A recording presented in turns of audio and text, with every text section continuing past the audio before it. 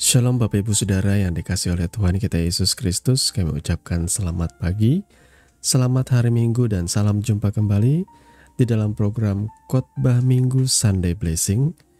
Bersama saya Billy Elia yang akan menyampaikan khotbah kebenaran firman Tuhan di hari Minggu yang penuh dengan sukacita dan pengharapan ini. Hari Minggu ini tanggal 11 Agustus tahun 2024. Khotbah minggu kita akan mengangkat satu judul yang menarik, yakni menanti janji Tuhan. Nah, firman Tuhan terambil dari Mazmur pasal yang ke-105, ayatnya yang ke-19, yang berkata demikian. Sampai saat firman-Nya sudah genap, dan janji Tuhan membenarkannya. Amin. Mari kita bersama-sama berdoa. Bapa, di dalam nama Tuhan Yesus, saat ini kami membuka hati dan pikiran kami agar Tuhan boleh menyatakan firman-Mu, pengertian hikmat dan pewahyuan yang sejati bagi setiap kami, para pendengar, para murid-murid yang mengasihi Engkau Tuhan.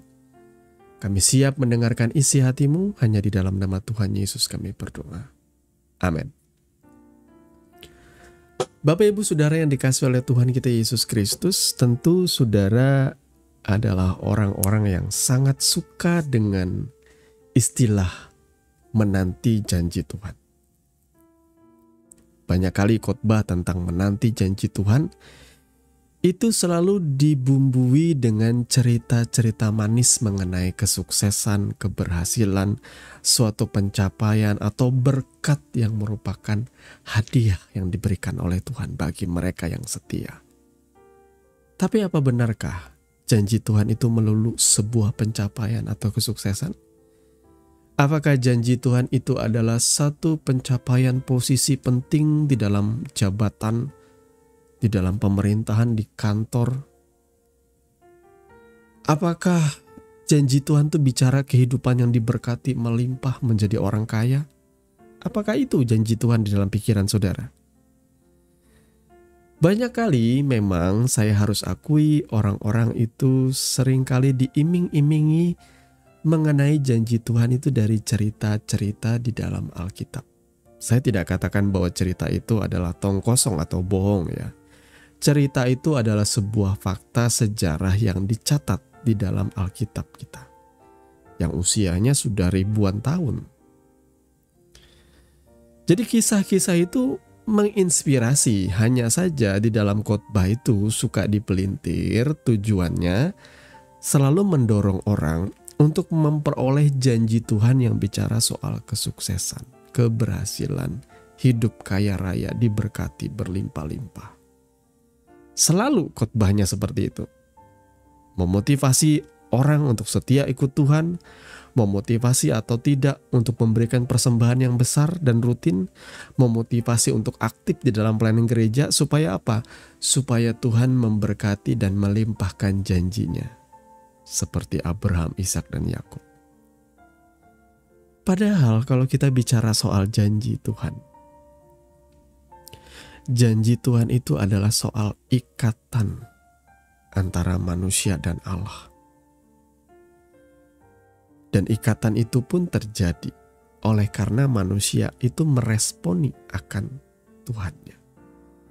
Mereka meresponi Tuhan dengan mengikuti Tuhan sungguh-sungguh dan menaati perintah-perintahnya.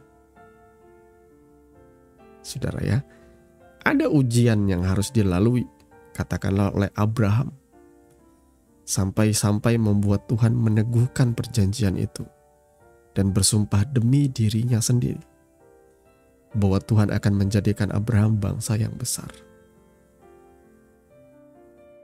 Itu adalah perjanjian lama, saudaraku. Relationship antara manusia dan Tuhan dalam sebuah ikatan janji membuat Tuhan setia dengan janjinya terhadap Abraham dan keturunannya. Ya, kita berkaca dari Alkitab karena Alkitab ini adalah kitab yang bisa dibilang kitab sejarah tertua, saudara ya, yang ditulis lengkap. Kitab Tanakh Ibrani yang mencatat sejarah umat manusia dari awal sampai kepada Abraham, Ishak dan Yakub yang kita kenal dengan nama Israel. Jadi Bapak Ibu Saudara yang dikasihi oleh Tuhan kita Yesus Kristus, kalau kita berbicara soal janji Tuhan, maka mari hati kita jangan ditujukan hanya semata kepada berkat, kepada keberhasilan, kepada kesuksesan. Dalam perjanjian baru, janji Tuhan yang paling sejati, yang digenapi. Sebenarnya ini dari perjanjian lama sih, perjanjian ini ya. Ada janji Tuhan yang Tuhan nyatakan di dalam nubuatannya. Dan itu digenapi di dalam perjanjian baru. Yakni mengenai kedatangan seorang Mesias. Ya, seorang penebus.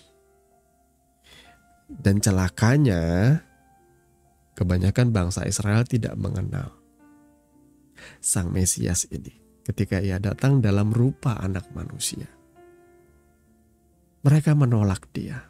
Walaupun ada sebagian besar, yakni para murid-murid dan orang-orang percaya. Orang-orang Israel yang percaya kepada Yesus itu ada, saudaraku ya. Murid-murid itu orang Israel kebanyakan. Kemudian juga orang-orang Israel yang sekian banyak, sekian ribu yang percaya oleh karena pemberitaan para rasul.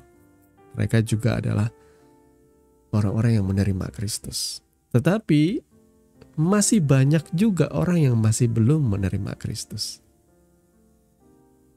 Sehingga akhirnya karena kedegilan mereka, kekerasan hati mereka, kebebalan mereka, memberikan kesempatan bagi bangsa-bangsa lain untuk menerima anugerah. Keselamatan itu tidak lagi eksklusif milik satu bangsa oleh karena perjanjian antara Allah dan Abraham.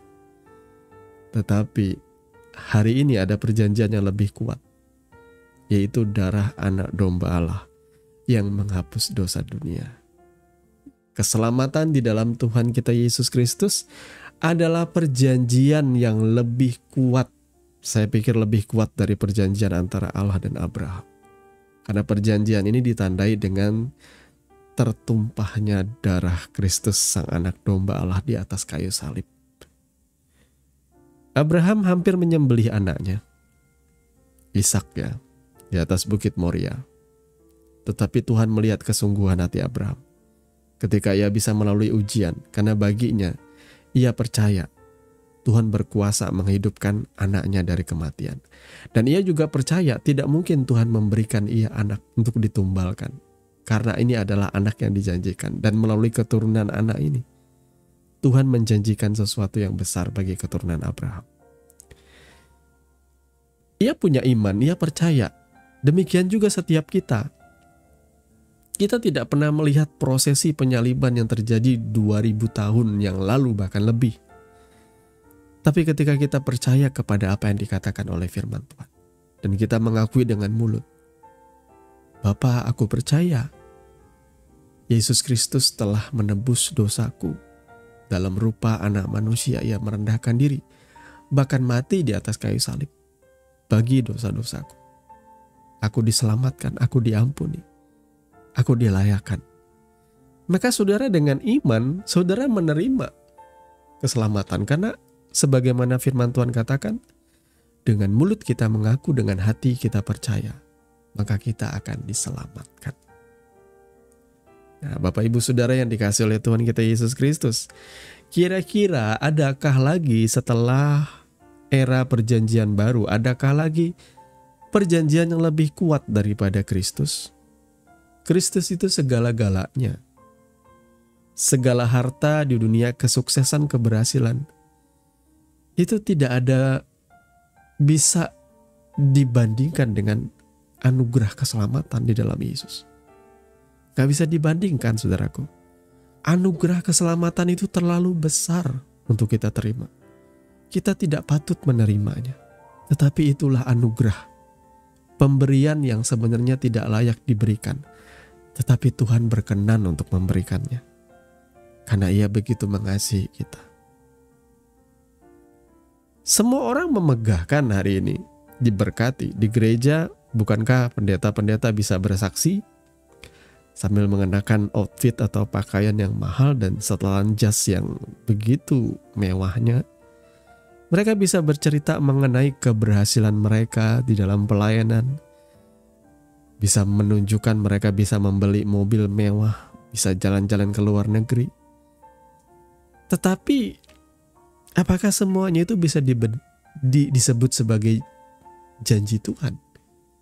Kalau saudara bandingkan dengan anugerah di dalam Yesus Kristus, itu tidak sebanding, saudaraku. Itu tidak sebanding. Kehidupan ini akan saudara pandang dengan cara yang berbeda ketika saudara memandang Kristus itu adalah harta terbesar dalam hidup saudara. Saya takut ya, kebanyakan ada pastor-pastor atau oknum pastor tertentu yang mengkhotbahkan bahwa menjadi orang Kristen tidak boleh miskin. Menjadi orang Kristen itu harusnya berlimpah-limpah. Saya pikir dalam hati saya, setiap orang percaya yang mengikuti Kristus, mau dia kaya atau mau dia miskin, semua kita itu adalah anak-anak raja. Dan penilaian kaya atau miskin itu siapa sih yang memberikan penilaian? Apa takarannya? Apa ukurannya? Apa klasifikasinya? Apakah karena saya punya mobil dan kamu tidak punya mobil lalu saya lebih kaya dari engkau? Mari, jangan lagi membodohi jemaat, saudaraku. Dan juga jemaat jangan lagi dibodohi. Banyak kali kita akhirnya sukar mengucap syukur. Karena kita selalu membanding-bandingkan keadaan kita dengan orang lain. Seakan-akan kita kurang mempersembahkan segala hal kepada gereja. Sehingga kita masih dalam keadaan yang begitu-begitu saja. Seakan-akan aku kurang aktif di gereja. Makanya aku jadi kurang diberkati seperti Bapak yang itu. Tapi benarkah demikian? Seharusnya tidak, saudaraku. Ketika engkau mensyukuri bahwa hidupmu sudah ditebus oleh darah Yesus, walaupun saya harus akui ya, tumbuh kembang kita dari orang tua yang berbeda, tentu akan menjadi sesuatu yang berbeda. Ya, kalau saya dilahirkan dari keluarga Michael dan Budi Hartono ya, Michael dan siapa satunya saudara? Hartono bersaudara, pemilik Bank BCA ya, owner dari Bank BCA. Tentu kehidupan saya akan berbeda. Kalau saya lahir dari keluarga yang harmonis, dan ada di antara saudara yang lahir dari keluarga broken home, juga akan berbeda treatmentnya, juga akan berbeda dalam tumbuh kembang saudara. Yang penting, saudara bisa ketemu dengan Tuhan Yesus apapun keadaan. Kalau engkau bertemu dengan Yesus dalam keadaanmu miskin, ikutlah dia dan minta dia mengajar saudara. Saudara pasti akan keluar dari kemiskinan. Walaupun saudara jangan berharap bahwa keluar dari kemiskinan itu artinya saudara akan langsung seperti Jack Ma atau seperti ya influencer atau orang-orang yang katanya mulai dari nol tiba-tiba jadi sultan ya. Saya juga takut ya. Kita jangan pengen cepat tumbuh saudaraku. Nanti kita kayak kecambah. Kecambah itu dalam semalam itu bisa tumbuh saudara ya. Jadi orang percaya nggak apa-apa ya, tumbuh berakarnya lama ya. Saudara bisa jadi pohon duren ya, yang berbuah itu panjang saudara ya. Gak cuma semalam lalu mati. Sudah begitu banyak contoh di sekitar kita di sosial media. Orang-orang yang mempertontonkan hidup kaya, hidup diberkati, hidup sukses. Ternyata tersangkut kasus korupsi sekian ratus triliun. Padahal ceritanya yang bersangkutan selalu memuliakan Tuhan, selalu mengatakan takut Tuhan, memuji Tuhan dan lain sebagainya. Ternyata tersangkut kasus korupsi triliunan rupiah, ratusan triliun bahkan. Wah, itu ngeri saudara ya. Ada orang yang kerja di sebuah kafe ya, tapi kok kenapa ya? Setiap minggu, setiap weekend dia bisa pergi ke Bali, terus dia bisa beli mobil cash, bisa beli motor cash gitu ya. Lalu dia bisa beli iPhone seri Pro Max yang terbaru, padahal gajinya gak sesuai. Dia ngakunya dapat warisan, tapi setelah diselidiki, ternyata dia menipu dengan memalsukan barcode kris. Ya, hari ini teknologi mulai canggih, saudara ya. Saya gak heran sih ya, kenapa ada beberapa toko-toko yang dulunya pakai barcode kris tiba-tiba sudah gak pakai lagi, cuma menerima transfer atau menerima uang cash, pembayaran cash aja, karena mereka takut ditipu oleh karyawannya. Ya, ini adalah sebuah fakta. Bahkan istri saya cerita, ada rekan kantornya sedang diburu atau menjadi buron ya, karena melakukan fraud, satu hal yang dibilang fraud ya. Dia melakukan pencurian, istilahnya seperti itu ya. Penipuan dengan cara yang manis sekitar 30 miliar. Makanya teman-temannya heran, kok dia bisa beli mobil cash ya? Kok dia bisa setiap weekend jalan-jalan, bahkan bisa ke luar negeri. Orang-orang heran kan, orang-orang kan bisa naker ya, gajinya sekian, orang-orang tahu keluarganya seperti ini, kok bisa. Tapi setelah diselidiki, ternyata dia melakukan penggelapan dana. Dia menggelapkan dana di bank ya, dan melakukan kerjasama dengan beberapa orang, sehingga akhirnya mereka mendapatkan cuan sekitar puluhan miliar. Saudaraku, apakah itu janji Tuhan? Bagi saya, janji Tuhan yang sesungguhnya ialah saudara menerima Kristus dalam hidup saudara. Saudara hidup lurus, sungguh mengikuti kebenaran firman-Nya, menjadi orang percaya, jangan merugikan orang lain, jangan menipu orang lain. Menyatakan buah. Saya katakan menyatakan buah itu artinya saudara cukup melekat dengan Tuhan, dengan sendirinya Tuhan akan mengajar saudara dari dalam. From inside out. Percaya atau tidak, Roh Kudus itu biasanya akan mengajar setiap saudara dari dalam. Dia akan memberikan saudara standar moral dari dalam. Ketika saudara mau melakukan suatu penipuan, Roh Kudus akan berteriak dalam batinmu. Kalau engkau meresponi Roh Kudus, maka engkau sudah menyelamatkan nyawamu. Engkau sudah menyatakan perubahan atau pembaharuan budi, itu namanya. Dulunya aku terbiasa menipu, tapi semenjak aku ikut Tuhan, setiap kali aku menipu, setiap kali aku pengen menipu, ada suara di dalam batinku yang berkata jangan. Atau ada suatu perasaan tidak nyaman. Saya katakan bahwa itu adalah pribadi Roh Kudus yang menginsapkan saudara. Kalau saudara bisa diinsapkan, ya, pembaharuan budi itu terjadi bertahap, tidak dalam cara yang ekstrim, saudaraku. Yang mungkin beberapa kali saudara akan jatuh dalam dosa, tapi kemudian saudara menyesal dan saudara membuat sebuah komitmen untuk meninggalkan itu. Tapi kemudian jalan saudara akan lemah, saudara jatuh lagi akhirnya. Tapi kemudian saudara menyesal lagi. Walaupun memang sih ya, kebanyakan orang Kristen tuh terseok-seok seperti itu faktanya ya. Jatuh bangun di dalam dosa, tetapi selama ia mau bangkit dan tetap mengikuti Tuhan, lama-kelamaan saudara pasti akan kuat, saudaraku. Sama seperti bayi yang berjalan. Walaupun dia tertati-tati, kakinya belum kuat, dia harus merangkak. Lama-kelamaan kakinya akan kuat juga. Dia akan bisa berjalan pelan-pelan, walaupun terkadang bisa jatuh lagi ketika berjalan dengan sempoyongan.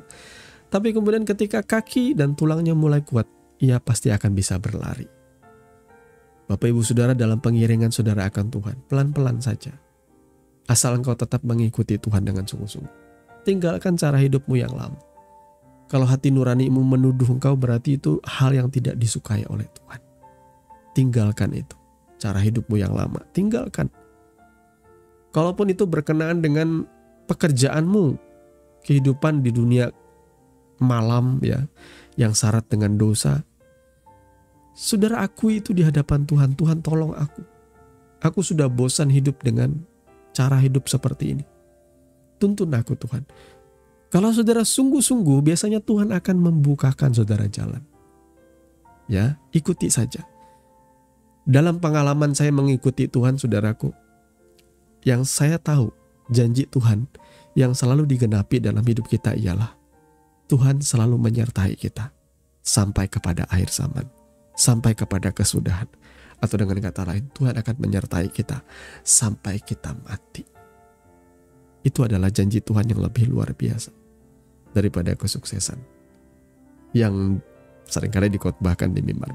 Tidak ada salahnya menjadi sukses, tetapi sukses itu bukan puncaknya. Saya lebih baik berjalan bersama Tuhan setiap hari.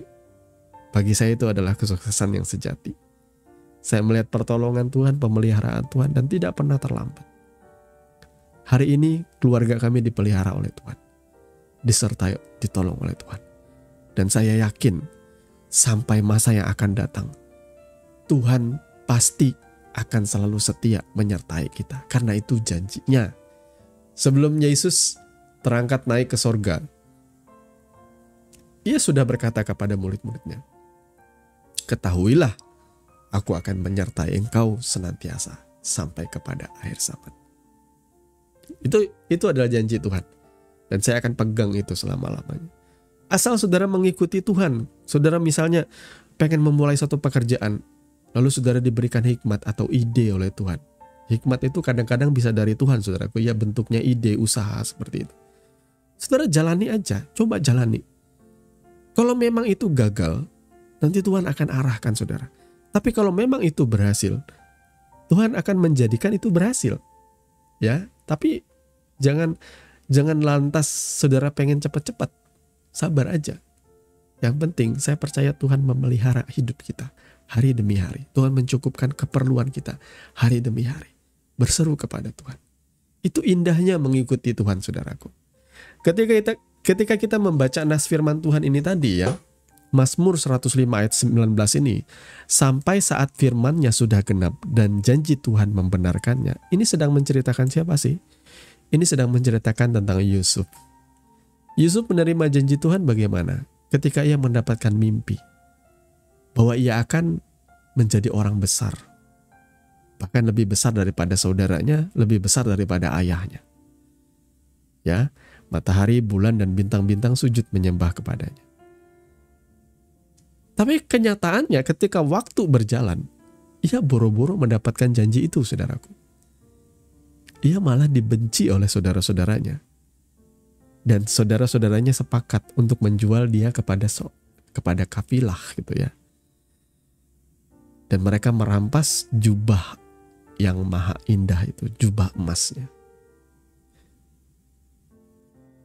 Pada awalnya mereka pengen bunuh tapi nggak jadi. Kemudian mereka bilang bahwa si Yusuf ini diterkam oleh binatang buas. Sehingga bapaknya sedih ya, karena memang Yusuf ini anak kesayangan, lahir dari istri yang dia cintai, Rahel. Nah kemudian Yusuf melalui tahun-tahun yang gak mudah di dalam pembuangannya. Katakan saya bilang ini pembuangannya, karena dia memang diasingkan ke Mesir oleh Tuhan melalui cara yang gak enak. Tapi melalui waktu-waktu yang berjalan belasan tahun, sampai akhirnya ia difitnah, dia masukkan ke dalam penjara. Dia harusnya gak punya pengharapan ya. Tetapi inilah penggenapannya. Sampai saat firman-Nya sudah genap. Saya percaya yang dimaksud firman sudah genap ini sampai waktunya tiba. Waktunya genap. Janji Tuhan itu membenarkannya. Apa yang Tuhan janjikan dulu di dalam mimpinya. Dalam mimpi Yusuf, ia genapi. Yusuf menjadi pemimpin nomor 1 sebenarnya ya di Mesir. Tetapi secara struktur dia nomor 2. Tetapi dia memegang cincin kebesarannya. Ya, Firaun, saudaraku ya. Di era itu luar biasa sekali. Ini bicara soal waktu. Saudara sudah menerima janji Tuhan hari ini, yakni Kristus Yesus yang dijanjikan itu. Yang kudus, yang diurapi, yang dijanjikan itu. Tapi waktu akan menguji saudara, apakah saudara akan tetap setia ikut Tuhan? Berapa lama saudara mengikuti Tuhan? Beberapa tahun, belasan tahun, puluhan tahun, Karena saya melihat banyak orang-orang yang sudah mulai tidak setia ikut Tuhan. Dulu sungguh-sungguh ikut Tuhan, tapi mulai tidak setia lagi. Tuhan tetap setia, tapi banyak kali kita yang gak setia. Melalui tahun-tahun itu, akhirnya banyak orang yang meninggalkan Tuhan, kembali dengan cara hidupnya yang lama, kecewa dengan Tuhan, dan mulai memilih untuk, aku say goodbye aja dengan Yesus dan aku pindah keyakinan aja. Semua demi orang-orang yang aku cinta, demi jabatan, zaman sudah berubah. Semua muncul alasan. Tapi saya mau katakan saudaraku, saya gak mau sampai janji Tuhan itu tidak digenapi dalam hidup saya. Dan lewat begitu saja. Saya mau tetap memegang janji itu dengan setia. Sampai saya menutup mata. Saya mau tetap setia ikut Tuhan selama-lamanya. Tuhan kiranya memberkati kebenaran firman-Nya di kesempatan kali ini. Dan mari kita berdoa. Bapa, di dalam nama Tuhan Yesus, terima kasih. Kau sudah menyatakan isi hatimu bagi setiap kami. Kau menguatkan, kau meneguhkan kami di dalam pengharapan. Ajar kami untuk fokus kepada firman-Mu Tuhan. Kepada pembaruan hidup kami. Agar hidup kami berkenan di hadapan-Mu. Kami hidup kudus, kami hidup suci dan mempersembahkan tubuh kami sebagai persembahan yang hidup kudus dan berkenan di hadapan. Tolong kami untuk melakukan kebenaran firman-Mu yang sudah kami dengarkan Tuhan, karena daging kami lemah. Di dalam nama Tuhan Yesus kami berdoa. Haleluya. Amin. Bapak Ibu Saudara yang dikasihi oleh Tuhan kita Yesus Kristus, Anda baru saja mendengarkan kebenaran firman Tuhan yang kami percaya boleh menjadi dasar dan kekuatan di dalam setiap kehidupan saudara. Sampai bertemu di dalam renungan Sunday Blessing yang berikutnya. Kasih karunia di dalam Tuhan kita Yesus Kristus menyertai saudara sekalian. Shalom.